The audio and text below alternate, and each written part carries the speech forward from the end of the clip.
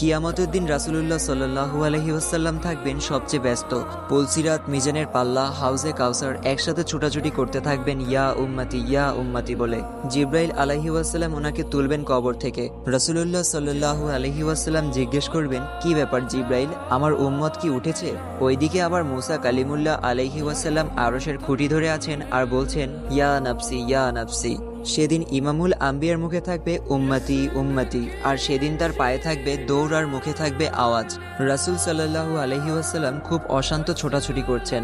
হঠাৎ ওনার মনে পড়ে, আমার উম্মত ক্লান্ত পিপাসার্ত নয় তো, ছুটে যান হাউজে কাউসারে। হ্যাঁ, এই তো পিপাসার্ত উম্মত। নিজের হাতে হাউজে কাউসার থেকে পানি পান করাবেন আর বলবেন, পান করো, আর কখনো তৃষ্ণার্ত হবে না। হঠাৎ মনে হবে মিজানের সামনে দাঁড়ানো উম্মতের কথা। ছুটে যাবেন সেখানে, দেখবেন উম্মতের বামপাল্লা ভারী হয়ে যাচ্ছে। পেরেশান, তিনি হয়রান।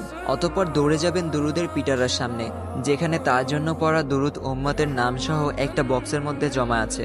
সেখান থেকে দুরুদ নিয়ে ডান পাল্লায় দিতে থাকবেন যতক্ষণ না তা বাম পাল্লা থেকে ভারী হয়ে যায়। মাক্কামে মাহমুদের পাশে ওনার জন্য আসন পাতা থাকবে। আল্লাহ তাআলা বলবেন, হে নবী বসুন। তিনি উত্তরে বলবেন, না বসবো না।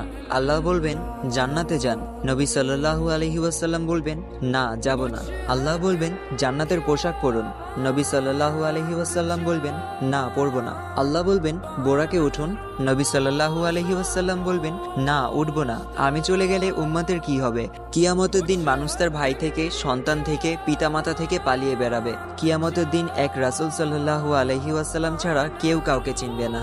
অতএব রাসূল সাল্লাল্লাহু আলাইহি ওয়াসাল্লামের সুন্নত ও আদর্শ অনুসারে জীবন তৈরি করা। আল্লাহ সবাইকে হেদায়েত দান করুক, আমিন।